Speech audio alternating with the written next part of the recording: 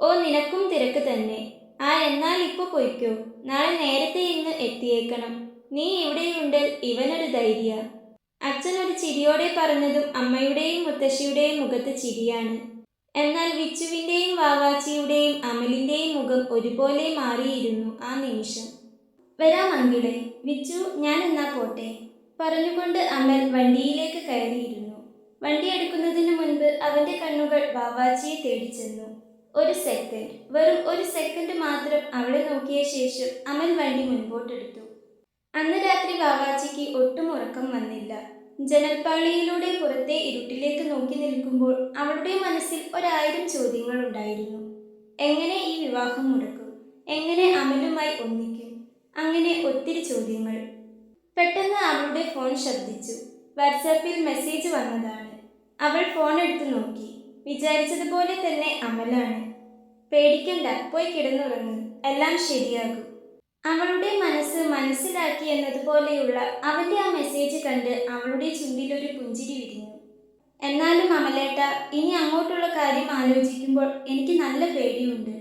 അവൾ തിരിച്ചവന് മെസ്സേജ് അയച്ചു. എന്നാൽ ഒരു കാര്യം ചെയ്യും, എൻ്റെ മോള് നാളെ വരുന്ന ആ മാഷിനെ അങ്ങ് കെട്ടിക്കോ. അമലിൻ്റെ മെസ്സേജ് തിരിച്ചു വന്നു. അവൻ്റെ ചുണ്ടിലൊരു പുഞ്ചിരിയാണ്. അത് ഇവിടെ നിന്നുകൊണ്ട് തന്നെ അവൾക്ക് മനസ്സിലാകും. തന്നെ കുറുമ്പ് പിടിപ്പിക്കാൻ, എന്നിട്ട് അമലേട്ടനില്ലാതെ തന്നെ കൊണ്ട് ജീവിക്കാൻ പറ്റില്ലെന്ന് പറയിപ്പിക്കാൻ വേണ്ടിയാണ് ഇങ്ങനെ പറയുന്നതെന്ന് അവൾക്ക് നന്നായിട്ടറിയാം. ദേ അമലേട്ട, എന്നെ വെറുതെ ദേഷ്യം പിടിപ്പിക്കല്ലേട്ടോ. മുഖം വീർപ്പിച്ചു വെച്ചിരിക്കുന്നൊരു ഇമോജി കൂടി ചേർത്ത് അവൾ അയച്ചു. അപ്പുറത്തു നിന്നും പൊട്ടിച്ചിരിക്കുന്നൊരു ഇമോജി അമലു. എൻ്റെ കുഞ്ഞെ, എന്തിനാ ഇങ്ങനെ പേടിക്കുന്നേ? ധൈര്യമായിട്ടിരിക്കെ. വിച്ചുവിന് എല്ലാം അറിയാമല്ലോ, അവൻ കൂടെയുണ്ടല്ലോ, അതുപോലെ. അമലിൻ്റെ മെസ്സേജ് വീണ്ടും വന്നു.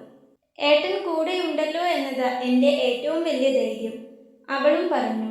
വീണ്ടും കുറച്ചു നേരം കൂടി അവൾ മെസ്സേജ് അയച്ചുകൊണ്ടിരുന്നു. എന്നാൽ ശരി, ചെന്നുറങ്ങിക്കോ. പിന്നെ എന്നെ ഇന്നിനി കാത്തിരിക്കേണ്ട.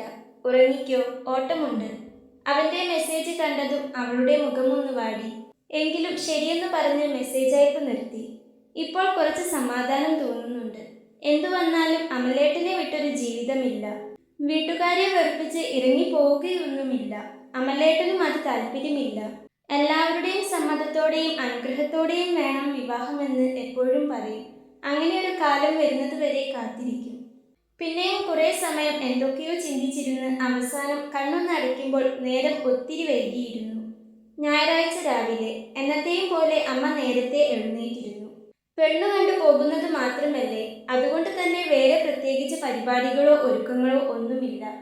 അമ്മയുടെയും അച്ഛൻ്റെയും മുത്തശ്ശിയുടെയും മുഖത്ത് വല്ലാത്തൊരു സന്തോഷമുണ്ട്. ഞായറാഴ്ചയും ഹോട്ടലുണ്ട്. അവര് വന്നു പോയിട്ട് ഉച്ചയ്ക്ക് ശേഷമേ അച്ഛൻ പോകുന്നുള്ളൂ. വിച്ചു പ്രത്യേകിച്ച് ഭാവങ്ങളൊന്നുമില്ലാതെ നിന്നു. വാവാച്ചിയുടെ മുഖം കടന്നില് കുത്തിയതുപോലെ ഉയർത്തിരിക്കുന്നു. എന്താ വാവാച്ചി ഇത്? നിന്റെ മുഖമെന്താ ഇങ്ങനെ? ഇനി നിനക്ക് വല്ല ഇഷ്ടവുമുണ്ടോ? അവളുടെ നിൽപ്പും ഭാവവും കണ്ട് അമ്മ ചോദിച്ചു. ആ ചോദ്യത്തിൽ അവളൊന്ന് പതറി. ഇഷ്ടോ? അങ്ങനെയൊന്നുമില്ല അമ്മേ. എന്നെ എത്രയും പെട്ടെന്ന് കെട്ടിക്കാനുള്ള നിങ്ങളുടെയൊക്കെ തിരക്ക് കാണുമ്പോൾ ഞാൻ പിന്നെ തുള്ളിച്ചാടണോ? എനിക്കിപ്പോ ഒരു കല്യാണമൊന്നും വേണ്ട അമ്മേ. എനിക്കിനിയും പഠിക്കണം, ജോലി വാങ്ങണം. നിങ്ങളുടെയൊക്കെ കൂടെ ഇനിയും ഇവിടെ തന്നെ നിൽക്കണം, അവൾ പറഞ്ഞു. പറയുമ്പോൾ അവളുടെ കണ്ണുകൾ നിറഞ്ഞു വന്നിരുന്നു.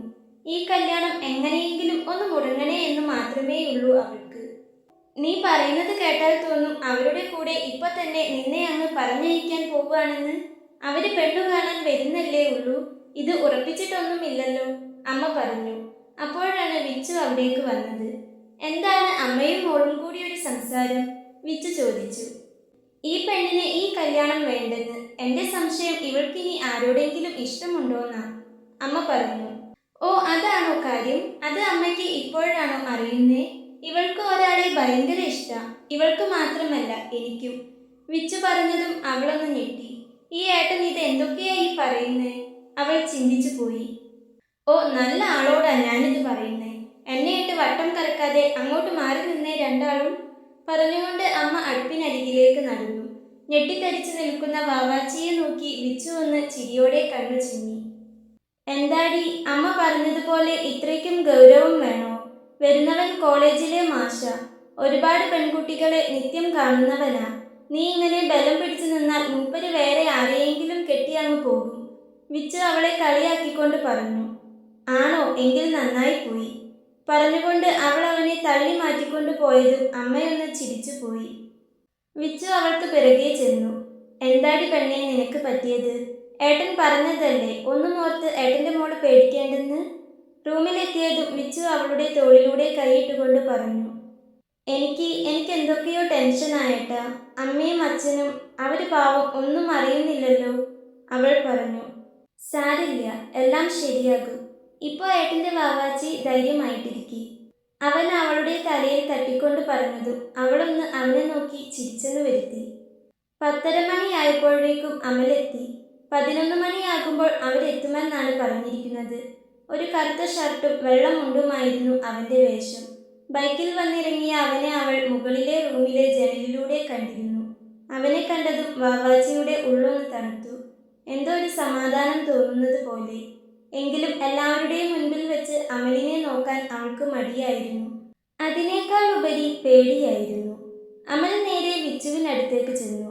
രണ്ടാളും കൂടി ഉമ്മറത്തെ തൂണിനരികിൽ മാറി നിന്നു. അമലിന്റെ കണ്ണുകൾ ആ സമയത്തും വാവാച്ചിയെ തിരയുന്നുണ്ടായിരുന്നു. പെട്ടെന്നാണ് മുറ്റത്തേക്ക് ഒരു കാർ വന്നു നിന്നത്. പത്മേ, അവരെത്തി പറഞ്ഞുകൊണ്ട് അച്ഛൻ സന്തോഷത്തോടെ ഉമ്മറത്തേക്ക് ഇറങ്ങി നിന്നു. അവളുടെ അച്ഛൻ്റെ മൂത്ത സഹോദരനും അമ്മയുടെ ഇളയ സഹോദരനും വന്നിട്ടുണ്ട്. കാറിൽ നിന്ന് ചെക്കനും ചെക്കൻ്റെ അച്ഛനും അമ്മാവനും ഇറങ്ങി. കൂടെ സുധാകരേട്ടനുമുണ്ട്. വിഷ്ണുവിൻ്റെയും അമലിൻ്റെയും കണ്ണുകൾ വന്നിരിക്കുന്ന ചെക്കൻ്റെ മേല് തന്നെയാണ്. അവരവനെ അടിമുടി ഒന്ന് നോക്കി. സത്യം പറയാലോ, ഒറ്റ നോട്ടത്തിൽ തന്നെ ആരും വീണുപോകും. അതുപോലെയുള്ള ഭംഗി. ആവശ്യത്തിന് നിറം, ആവശ്യത്തിന് നീളം, ആവശ്യത്തിന് തടി. താടിയും മുടിയും ട്രിം ചെയ്ത് ഒതുക്കി വെച്ചിരിക്കുന്നു. മെറൂൺ കളർ ഷർട്ടും കറുപ്പ് പാൻറ്റുമാണ് വേഷം. ഷർട്ട് ഇൻ ചെയ്ത് വെച്ച് ആകെ മൊത്തം ഒരു സ്റ്റാൻഡേർഡ് ലുക്ക്. പുറത്തൊരു കാർ വന്നു നിന്ന ശബ്ദം കേട്ടതും അടുക്കളയിൽ നിന്നിരുന്ന വാവാച്ചി ഒന്ന് ഞെട്ടി. അവളുടെ ഹൃദയം പടപടാ മിടിക്കുന്നുണ്ടായിരുന്നു. വാവാച്ചി, നിനക്ക് ഇഷ്ടമില്ലെങ്കിൽ വേണ്ട, അവരൊന്ന് വെറുതെ കണ്ടുപോയിക്കോട്ടെ, അല്ലാതെ മുഖം ഇങ്ങനെ വീർപ്പിച്ച് വെക്കല്ലേ, അമ്മ പറഞ്ഞതും അവൾ ദയനീയമായെന്ന് അമ്മയെ നോക്കി. അപ്പോഴേക്കും അച്ഛൻ അകത്തേക്ക് വന്നു. ചായ എടുത്തോ പത്മേ പറഞ്ഞുകൊണ്ട് അച്ഛൻ ഹാളിലേക്ക് തന്നെ നടന്നു. മുഖം വീർപ്പിച്ച് വെക്കാതെ ഇതങ്ങ് കൊണ്ടു കൊടുക്ക് പറഞ്ഞുകൊണ്ട് അമ്മ ചായ ഗ്ലാസുകൾ വെച്ചിരുന്ന ട്രേ അവളുടെ കയ്യിലേക്ക് വെച്ചു കൊടുത്തു.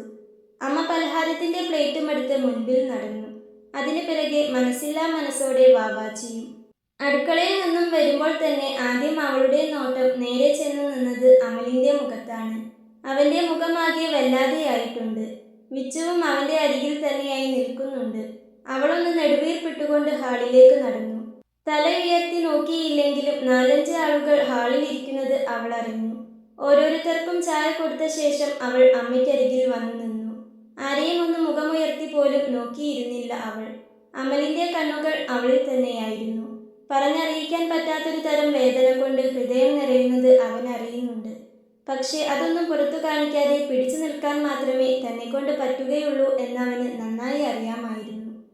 മോളെ, ഇതാണ് ശരത്. ഇങ്ങനെ മുഖത്ത് നോക്കാതെ നിന്നിട്ട് അവസാനം കണ്ടില്ലെന്ന് പറയരുത്, ബ്രോക്കർ സുധാകരേട്ടൻ പറഞ്ഞതും അവളൊന്ന് പതിയെ തലയുയർത്തി നോക്കി. രണ്ടാളുകൾ വേറെയും ഇരിപ്പുണ്ട്. അച്ഛനും അമ്മാവനും അങ്ങനെ ആരെങ്കിലും ആയിരിക്കും, അവൾക്ക് തോന്നി.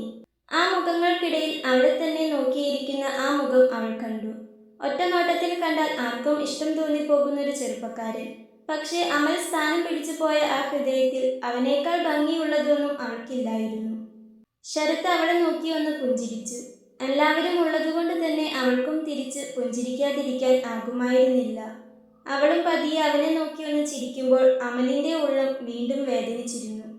എന്നാൽ മക്കൾക്കെന്തേലും സംസാരിക്കാനുണ്ടെങ്കിൽ സംസാരിച്ചോട്ടെ അല്ലേ, സുധാകരേട്ടൻ പറഞ്ഞതും അവളുടെ അച്ഛൻ അതേ എന്ന് തലയാട്ടിക്കൊണ്ട് വാവാച്ചിയെ ഒന്ന് നോക്കി. അവൾ ശരത്തിന്റെ പിന്നാലെ മുറ്റത്തേക്ക് നടക്കുമ്പോൾ വിച്ചുവിനെയും അമലിനെയും ഒന്ന് തലയുയർത്തി നോക്കി. വേറൊന്നും ചെയ്യാനില്ലാതെ നിസ്സഹായിയായി ശരത്തിന്റെ പിന്നാലെ പോകുന്ന അവളെ നോക്കി വിച്ചു ഒന്ന് കണ്ണു ചിമ്മി. അമലിനെ നോക്കിയപ്പോൾ അവൻ അവളെ നോക്കി മനോഹരമായെന്ന് പുഞ്ചിരിച്ചുകൊണ്ട് പോയിട്ട് വാ എന്ന് കണ്ണുകൊണ്ട് കാണിച്ചു. സുധാകരേട്ടൻ രണ്ടു കൂട്ടരെയും പറ്റി അങ്ങോട്ടും ഇങ്ങോട്ടും പൊക്കി പറയുന്നുണ്ട്. എങ്ങനെയെങ്കിലും ഈ കല്യാണം ഒന്ന് നടന്നു കിട്ടിയാൽ മതിയെന്നേ ഉണ്ടായിരുന്നുള്ളൂ അയാൾക്ക്. വന്നവർക്ക് പെണ്ണിനെ ഇഷ്ടമായിട്ടുണ്ട്, പെണ്ണിന്റെ വീട്ടുകാർക്ക് തിരിച്ചും. ആ ഒരു സന്തോഷത്തിലാണ് സുധാകരേട്ടൻ. അവർ നേരെ ചെന്നത് പടിഞ്ഞാറേമുറ്റത്ത് നിൽക്കുന്ന വലിയ പുളിമരച്ചുവട്ടിലേക്കാണ്. അവിടെ ചെന്ന് അല്പം നേരം രണ്ടുപേരും അങ്ങനെ നിന്നു. വൈഷ്ണ, അതാണല്ലേ പേര്? ഒരു നിമിഷത്തെ നിശബ്ദതയ്ക്ക് ശേഷം അവൻ ചോദിച്ചു. അവൾ തലയാട്ടി. തനിക്ക് എന്നോട് എന്തേലും ചോദിക്കാനോ പറയാനോ ഉണ്ട്, മടിക്കേണ്ട. അവളൊന്നും പറയാതെ നിൽക്കുന്നത് കണ്ട് അവൻ പറഞ്ഞു. അത് ഞാൻ എന്തു പറയണം, എങ്ങനെ പറയണമെന്നറിയാതെ അവൾ വിരലുകൾ തമ്മിൽ കോർത്തും അയച്ചും നിന്നു. അതെല്ലാം ശരത്ത് കാണുന്നുണ്ടായിരുന്നു. എന്താടോ, ഈ കല്യാണത്തിന് തനിക്ക് എന്തേലും പ്രശ്നമുണ്ടോ? അവൻ ചോദിച്ചു. അത് എനിക്കൊരു കാര്യം. അവൾ വിറച്ചുകൊണ്ട് എന്തോ പറയാനായി തുടങ്ങിയതും അവനൊന്ന് ചിരിച്ചു. എടോ, താൻ ഇങ്ങനെ പേടിക്കാതെ. പക്ഷേ താൻ പറയുന്നതിന് മുൻപ് എനിക്കൊരു കാര്യം പറയാനുണ്ട്. അത് കേട്ടിട്ട് മതി നിന്റെ ഈ സങ്കടം. ശരത്ത് ചെറിയൊരു ചിരിയോടെ അവളെ നോക്കി പറഞ്ഞു. വാവാച്ചി അവനെ സംശയത്തോടെ നോക്കി. തന്നെപ്പോലെ തന്നെ ഈ കല്യാണത്തിന് എനിക്കും താല്പര്യമൊന്നുമില്ല. ശരത്ത് പറഞ്ഞത് കേട്ട് വാവാച്ചി ശരിക്കും ഞെട്ടിപ്പോയി. അവൾ വിശ്വസിക്കാനാവാതെ അവനെ തന്നെ നോക്കി നിന്നുപോയി. അതെന്താ അങ്ങനെ പറഞ്ഞേ? അവൾ അറിയാതെ ചോദിച്ചു പോയി. കാരണം നിന്നെപ്പോലെ തന്നെ എൻ്റെ മനസ്സിലും ഒരാളുണ്ട്. എൻ്റെ കൂടെ പഠിച്ച കുട്ടിയാണ്. ആള് വേറെ ജാതിയാണ്. അച്ഛന് ഈയിടെ ഒരു അറ്റാക്ക് കഴിഞ്ഞതേ ഉള്ളൂ. അച്ഛൻ നമ്മളെപ്പോലെയൊന്നുമല്ല. പണ്ടത്തെ കാഴ്ചപ്പാടുകളാണ് ആൾക്ക്. അതുകൊണ്ട് തന്നെ വീട്ടിലിപ്പോൾ ഇത് പറയാൻ പറ്റിയ സാഹചര്യമല്ല. അതുമല്ല, അവളുടെ വീട്ടിലിപ്പോൾ ഒരു കല്യാണത്തിന് പറ്റിയ സാഹചര്യമല്ല. പിന്നെ വീട്ടുകാരെ വിഷമിപ്പിക്കേണ്ട എന്ന് കരുതി ഞാൻ ഇങ്ങനെ ഓരോ വീടുകളിൽ പെണ്ണു കാണാൻ വരുന്നു എന്ന് മാത്രം. ശരത്ത് പറഞ്ഞുകൊണ്ട് അവളെ നോക്കിയൊന്ന് ചിരിച്ചു. വാവാച്ചിക്ക് അവളുടെ കാതുകളെ വിശ്വസിക്കാൻ കഴിഞ്ഞില്ല. തൻ്റെ ഉള്ളിലെ വലിയൊരു ഭാരം ഇറക്കി വെച്ചതുപോലെ അവൾക്ക് തോന്നി. അവൾ ആശ്വാസത്തോടെ അവനെ നോക്കിയൊന്ന് ചിരിച്ചു. തനിക്കപ്പോൾ മനസ്സ് നിറഞ്ഞൊക്കെ ചിരിക്കാനും അറിയാമല്ലേ? അവനൊരു ചിരിയോടെ ചോദിച്ചതും അവളും അറിയാതെ ചിരിച്ചുപോയി. താൻ കഷ്ടപ്പെട്ട് ഈ കല്യാണം മുടക്കൊന്നും വേണ്ട. അതൊക്കെ ഞാൻ ഏറ്റു. ജാതകം തമ്മിൽ ശരിയാകുന്നില്ലെന്ന് പറഞ്ഞ ഇതുവരെ കണ്ട ആലോചനകളെല്ലാം ഞാൻ മുടക്കിയത്. ഇതും അങ്ങനെ തന്നെ മുടക്കിയേക്കാം. അവൻ പറഞ്ഞതും അവളൊന്ന് തലയാട്ടി. അല്ല, എനിക്ക് ഈ കല്യാണത്തിന് താല്പര്യമില്ലെന്ന് എങ്ങനെയാ മനസ്സിലായേ? അവൾ ചോദിച്ചു. അത് പിന്നെ ഈ വീർപ്പിച്ചു വച്ചിരിക്കുന്ന മുഖം കണ്ടാൽ തന്നെ മനസ്സിലാവില്ലേ? അവൻ പറഞ്ഞു. അവളൊന്ന് അവനെ നോക്കി ചമ്മിയെ ചിരിച്ചിരിച്ചു. ആ നിൽക്കുന്ന ആളാണോ നിന്റെ ആള്? ശരത്ത് പതിയെ ഉമ്മറത്തേക്ക് നോക്കിക്കൊണ്ട് ചോദിച്ചു. അവൾ അവൻ നോക്കുന്നിടത്തേക്കൊന്ന് നോക്കി. അവിടെ വിച്ചുവിനോടൊപ്പം ഇങ്ങോട്ടേക്ക് തന്നെ നോക്കി നിൽക്കുകയാണ് അമൽ. ഞാൻ വന്നപ്പോൾ തൊട്ട് ശ്രദ്ധിച്ചു. തൻ്റെയും അവൻ്റെയും മുഖം ഒരുപോലെ ഇരിക്കുന്നു. ഈ നിരാശാ കാമുകന്മാരെ പോലെ. ശരത്തിന്റെ നിരീക്ഷണം കേട്ട് വാവാച്ചി ഒന്ന് ഞെട്ടി. ദൈവമേ, അപ്പോൾ എല്ലാവർക്കും മനസ്സിലായി കാണുമോ? അവൾ ചിന്തിച്ചു പോയി. താൻ പേടിക്കേണ്ട, വേറെ ആർക്കും മനസ്സിലായിട്ടില്ല. അവളുടെ മനസ്സ് മനസ്സിലാക്കിയതുപോലെ അവൻ പറഞ്ഞു. തൻ്റെ ഏട്ടൻ്റെ കൂട്ടുകാരനാണോ? ഏട്ടനെ അറിയോ ഇത്? അവൻ ചോദിച്ചു. ഞങ്ങൾ തമ്മിൽ ഇഷ്ടാണെന്ന് പറഞ്ഞിട്ട് അധികമൊന്നും ആയിട്ടില്ല. ഈ ആലോചന വന്നതിന് ശേഷമാണ് അമലേട്ടൻ ഇഷ്ടാണെന്ന് സമ്മതിച്ചേ. അതും എൻ്റെ ഏട്ടൻ സമ്മതിച്ചതുകൊണ്ടാ. എൻ്റെ ഏട്ടനൊരു പാവ. എന്നെ അത്രയ്ക്കും ഇഷ്ടാ. ഏട്ടനെ ചതിക്കാനും വയ്യ, എന്നോടുള്ള ഇഷ്ടം വേണ്ടെന്ന് വെക്കാനും വയ്യ. ആ അവസ്ഥയിലായിരുന്നു അമലേട്ടൻ. അവൾ വളരെ ചുരുക്കി അവരുടെ പ്രണയകഥ പറഞ്ഞതും ശരത്തിന്റെ കണ്ണുകൾ ഒന്ന് വിടർന്നു. അവൻ വാവാച്ചിയെയും അമലിനെയും ഒന്ന് മാറി മാറി നോക്കി. ഒരേ സമയം അവൻ അവരോട് പാവവും സ്നേഹവും തോന്നിപ്പോയി. പേടിക്കണ്ട, ഈ കല്യാണം മുടങ്ങും. വീട്ടിൽ ചെന്നിട്ട് ജാതകം ചേരുന്നില്ലെന്നോ മറ്റോ പറഞ്ഞു ഞാൻ ഇത് ഒഴിവാക്കിക്കോളാം. ഞാനും തന്നെപ്പോലെ ആയിപ്പോയില്ലേ? ശരത്തിന്റെ വാക്കുകൾ കേട്ടപ്പോൾ വാവാച്ചിക്ക് വല്ലാത്ത സന്തോഷം തോന്നി. ഇവരുടെ സംസാരം ഇതുവരെ തീർന്നില്ലേ? മതി മതി, ഇനി പിന്നെയാകാം. സുധാകരേട്ടൻ ഉമ്മറത്തേക്ക് വന്നുകൊണ്ട് ഒരു ചിരിയോടെ പറഞ്ഞതും വാവാച്ചിയും ശരത്തും ഉമ്മറത്തേക്ക് നടന്നു. ഉമ്മറത്ത് തന്നെ നിൽക്കുന്ന വിച്ചുവിനെയും അമലിനെയും നോക്കിയൊന്ന് ശരത്ത് ചിരിച്ചു. തന്നെപ്പോലെ ഒരു ഏട്ടൻ അവളുടെ ഭാഗ്യമാ. ശരത്ത് വിച്ചുവിന്റെ തോളിലൊന്ന് തട്ടി പതിയെ പറഞ്ഞു. പിന്നെ അമലിന്റെ കയ്യിലൊന്ന് മുറുക്കെ പിടിച്ചു.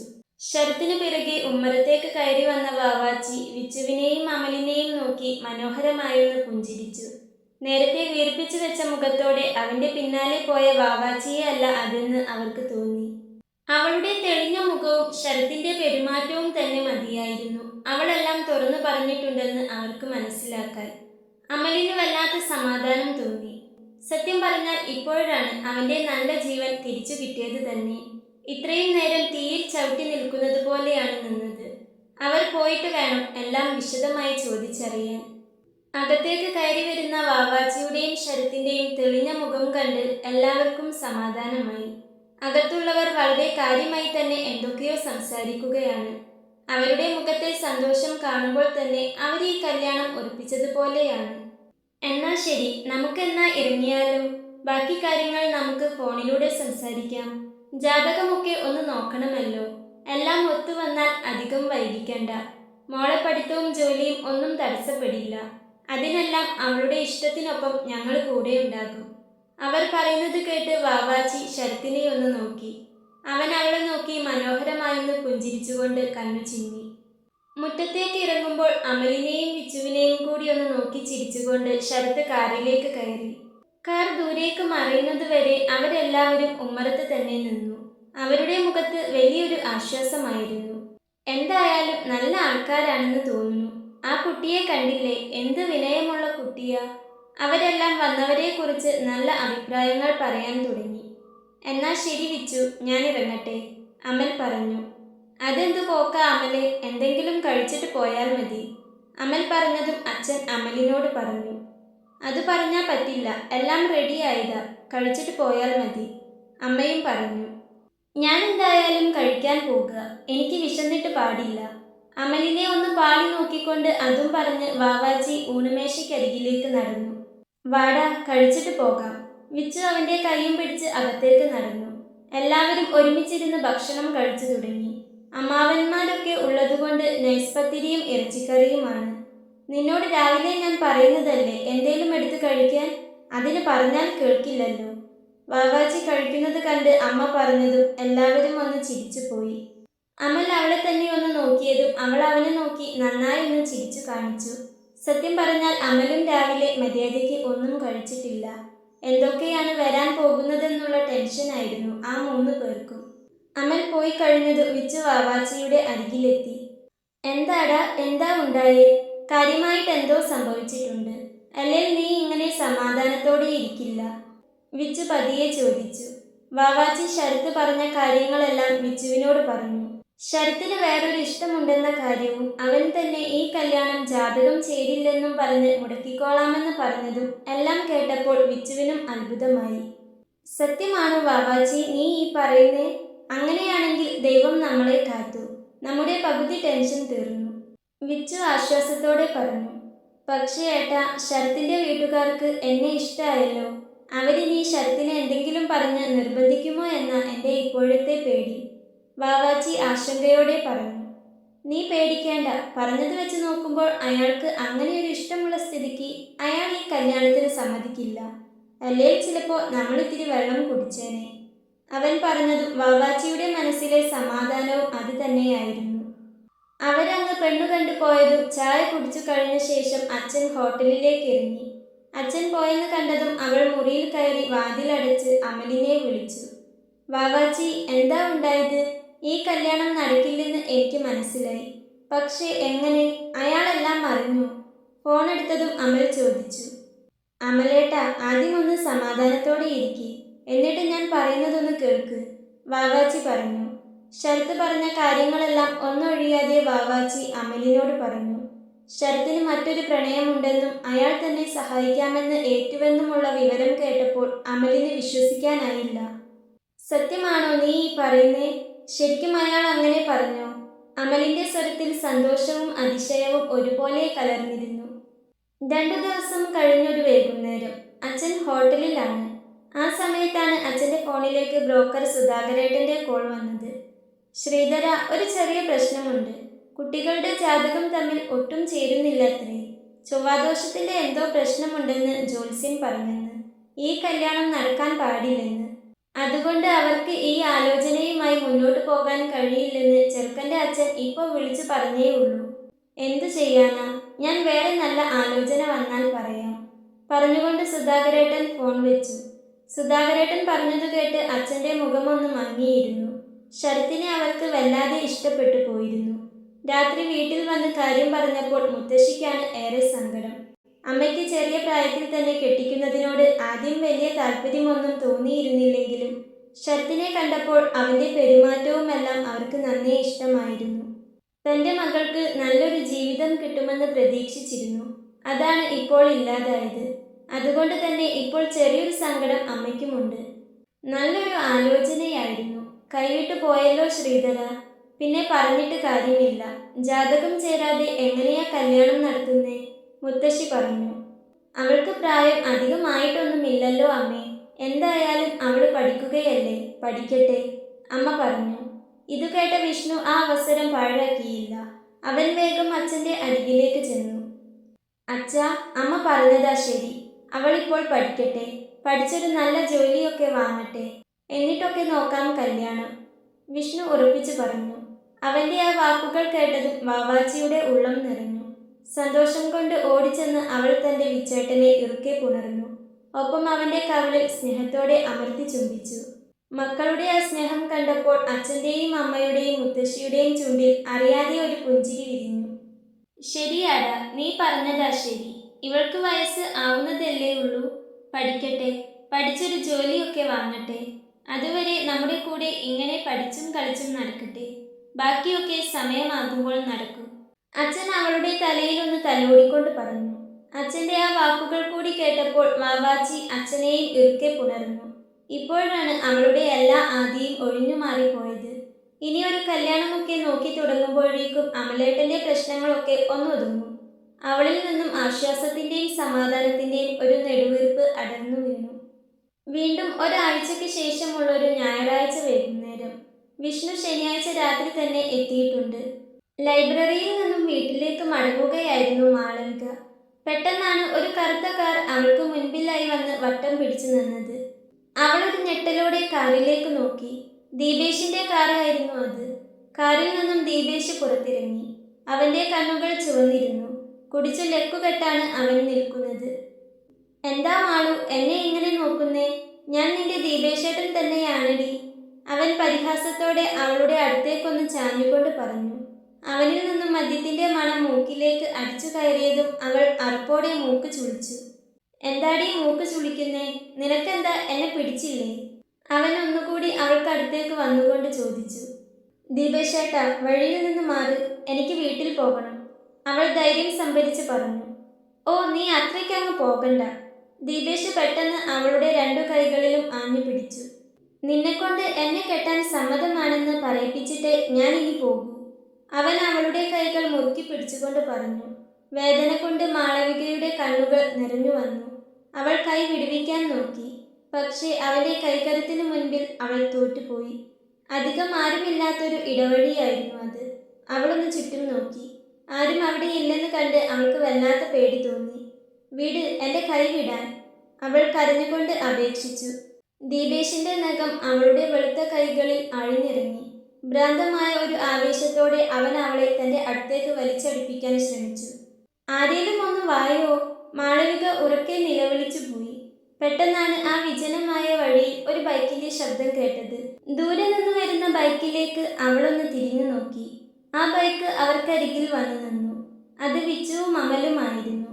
അവരെ കണ്ടതും അവൾക്ക് വല്ലാത്ത ആശ്വാസം തോന്നി.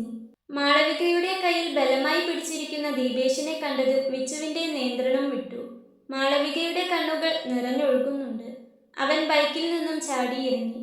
വിടടാ അവളെ, പറഞ്ഞുകൊണ്ട് വിച്ചു അവളുടെ കയ്യിൽ നിന്നും ബലമായി തന്നെ ദീപേഷിന്റെ കൈ പിടിച്ചു മാറ്റി. വിച്ചുവിന്റെ അലർച്ച അവിടെ ഒന്നാകെ മുഴങ്ങിക്കേട്ടു. പിന്നെ ഒന്നും നോക്കാതെ വിച്ചു ദീപേഷിന്റെ മുഖം നോക്കി ഒന്ന് കൊടുത്തു. ദീപേഷ് നിലത്തേക്ക് വീണുപോയി. ആ സമയം കൊണ്ട് മാളവിക വണ്ടിയിൽ നിന്നിറങ്ങി വിച്ചുവിന്റെ പിന്നിലേക്ക് ഒളിച്ചു. അവളുടെ കൈകളിൽ ദീപേഷിന്റെ വിരലുകൾ അമർന്ന പാടുകൾ ചുവന്നു തുടുത്തു വരുന്നത് വിച്ചു കണ്ടു. ആരാ ഇത്?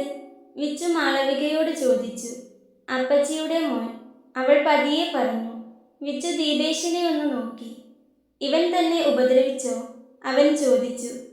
എൻ്റെ രണ്ട് കൈയും പിടിച്ചമർത്തി.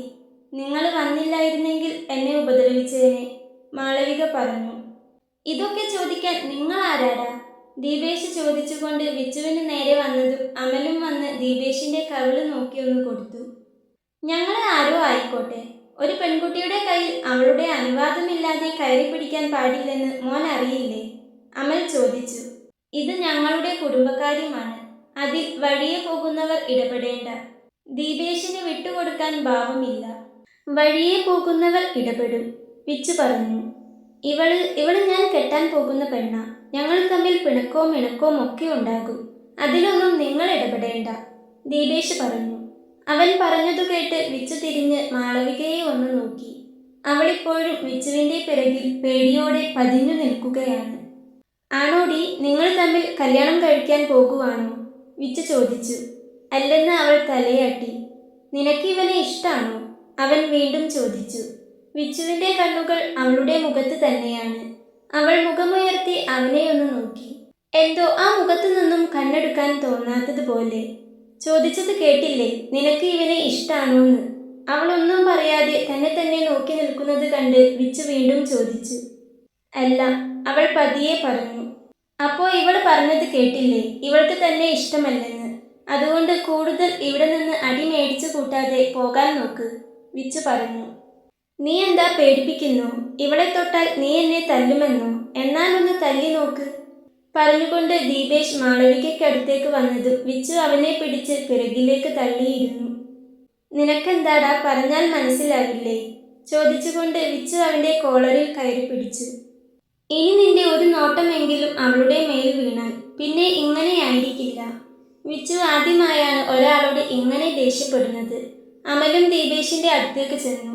ഇനി ഇതുപോലെ എന്തേലും ഒപ്പിക്കാൻ ഇനി ഈ പരിസരത്ത് എങ്ങാനും നിന്നെ കണ്ടാൽ പിന്നെ ഇതുപോലെ ആയിരിക്കില്ല നീ തിരിച്ചു പോകുന്നത്, അമൽ പറഞ്ഞു. ദീപേഷ് അവരെ 3 പേരെയും ഒന്ന് മാറി മാറി നോക്കി. വിച്ചുവിന്റെ കണ്ണുകളിലെ ആ ദേഷ്യം കാണുമ്പോൾ പിന്നീട് ഒന്നും പറയാനുള്ള ധൈര്യം ദീപേഷിന് ഉണ്ടായിരുന്നില്ല. അവനൊന്നും മിണ്ടാതെ കാറിൽ കയറി അവിടുന്ന് പോയി. വിച്ചു മാളവികയെ ഒന്ന് നോക്കി. അവൾ ആകെ പേടിച്ചു പോയിട്ടുണ്ട്. ചുവന്നു കിടക്കുന്ന അവളുടെ ആ കൈകളിലേക്ക് അവൻ പതിയെ നോക്കി. ദീപേഷിന്റെ നഖം കൊണ്ട് കൈ മുറിഞ്ഞിട്ടുണ്ട്. താൻ ഓക്കെ അല്ലേ? വിച്ചു ചോദിച്ചു. അവൾ അതേ എന്ന് തലയാട്ടി. പേടിക്കേണ്ട, അവൻ പോയി. താൻ വീട്ടിൽ ചെല്ലാൻ നോക്ക്, വിച്ചു പറഞ്ഞു. താങ്ക്സ്, നിങ്ങൾ രണ്ടാളും വന്നില്ലായിരുന്നെങ്കിൽ. മാളവിക പറഞ്ഞതും വിച്ചുവും അമലും അവളെ നോക്കി ഒന്ന് ചിരിച്ചു. അവനും താനും തമ്മിൽ എന്തേലും പ്രശ്നമുണ്ടോ? വിച്ചു ചോദിച്ചു. എൻ്റെ അച്ഛൻ്റെ ചേച്ചിയുടെ മോന. അവര് കൊച്ചിയിലാണ്. അച്ഛനും അമ്മയ്ക്കുമൊക്കെ ദീപേശേട്ടനെ വലിയ കാര്യമാണ്. അച്ഛനും അപ്പച്ചിക്കും ഞങ്ങളെ തമ്മിൽ കെട്ടിക്കണമെന്നാ പണ്ടെന്നോ അങ്ങനെ പറഞ്ഞു വെച്ചിട്ടുണ്ടെന്ന്. പക്ഷേ എനിക്കിഷ്ടല്ല. കുറേ പണമുള്ളോണ്ട് എനിക്കങ്ങ് ഇഷ്ടപ്പെടുമെന്ന ദീപേശേട്ടൻ്റെ വിചാരം. സ്വഭാവവും നല്ലതല്ല, നോട്ടവും പെരുമാറ്റവും ഒന്നും. എനിക്ക് പേടിയാ ദീപേശേട്ടനെ. പറയുമ്പോൾ അവളുടെ കണ്ണുകൾ വീണ്ടും നിറഞ്ഞു പോയിരുന്നു. അച്ഛനോട് പറഞ്ഞൂടെ ഇതെല്ലാം? പറഞ്ഞിട്ടൊന്നും ഒരു കാര്യവുമില്ല. അവരുടെ മുൻപിലൊക്കെ വെച്ച് ദീപേശേട്ടൻ എന്നെ വെറുതെ ദേഷ്യം പിടിപ്പിക്കാനെന്നോണം എന്തെങ്കിലുമൊക്കെ പറയും. അതുകൊണ്ടാണ് എനിക്ക് ദീപേശേട്ടനെ ഇഷ്ടമല്ലാത്തത് എന്ന അച്ഛനും അമ്മയും വിചാരിച്ചു വെച്ചിരിക്കുന്നേ. അതുമല്ല, ദീപേശേട്ടൻ്റെ അമ്മയെ അച്ഛന് ഭയങ്കര പേടിയും ബഹുമാനവും ഇഷ്ടവും ഒക്കെയാ, അവൾ പറഞ്ഞു. സാരില്ല, എന്തായാലും തനിക്ക് ഇഷ്ടമില്ലാത്തൊരു കല്യാണമൊന്നും നടക്കില്ല. താൻ ധൈര്യമായിട്ടിരിക്കെ, വിച്ചു പറഞ്ഞതും മാളവികയൊന്ന് ചിരിച്ചെന്ന് വരുത്തി. വീട്ടിലേക്ക് താൻ ഒറ്റയ്ക്ക് പോകുമോ? ഇല്ലേ, കൂടെ വരണോ? വിച്ചു ചോദിച്ചു. വേണ്ട, പൊയ്ക്കോളാം, പറഞ്ഞുകൊണ്ട് അവൾ വണ്ടിയിലേക്ക് കയറി. ഞങ്ങൾ പിന്നാലെയുണ്ട്, താൻ ചെല്ല്. അവളുടെ പേടി മാറിയിട്ടില്ലെന്ന് അവൾ പറയാതെ തന്നെ മനസ്സിലാക്കിയ വിച്ചു പറഞ്ഞു. അവളൊന്ന് അവനെ നന്ദിയോടെ നോക്കി. അവർ പിറകിലുണ്ടെന്ന സമാധാനത്തിൽ അവൾ വണ്ടി ഓടിച്ചു. വീടിനടുത്തെത്താനായതും അവൾ വണ്ടി നിർത്തി അവരെ നോക്കി. വീട്ടിലേക്ക് വരാമായിരുന്നു, പക്ഷേ ദീപേശേട്ടൻ ചിലപ്പോൾ ഇങ്ങോട്ടേക്കായിരിക്കും വന്നിട്ടുണ്ടാവുക.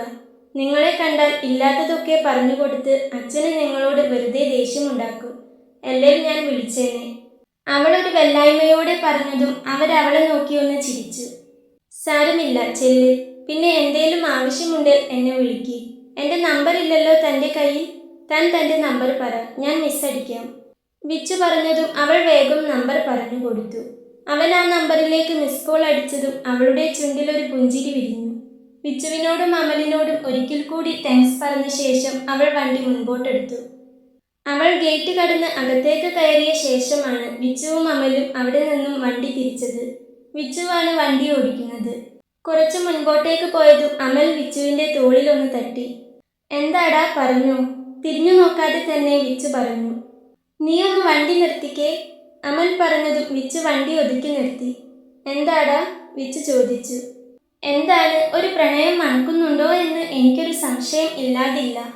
കണ്ണൊന്ന് ചിരിക്കൊണ്ട് അമൽ ചോദിച്ചതും വിച്ചു അവനെ നോക്കിയൊന്ന് ഒരു കള്ളച്ചിരി അങ്ങ് ചിരിച്ചു. അപ്പോൾ അതാണ് കാര്യം. അല്ല, ഇത് തുടങ്ങിയിട്ടിപ്പോൾ എത്രയായി? ഏയ്, അങ്ങനെയൊന്നുമില്ലടാ. ഇതിന്റെ മുൻപ് രാഘവൻ മാമയെ കാണാൻ വേണ്ടി ലൈബ്രറിയിൽ പോയപ്പോൾ പരിചയപ്പെട്ടതാ. അവളുടെ ആ സംസാരവും രീതിയും ഒക്കെ എനിക്കെന്തോ വല്ലാണ്ട് അങ്ങ് ഇഷ്ടായി. അവൾക്ക് എല്ലാവരെയും അറിയാടാ, വാവാച്ചിയെയും അപർണയെയും എല്ലാം. കഴിഞ്ഞ പ്രാവശ്യം കണ്ടപ്പോൾ അവൾ എന്നോട് പറയാണ്, നീയും ഞാനും ഈനാമ്പേച്ചിയും മരപ്പട്ടിയും പോലെയാണെന്ന്.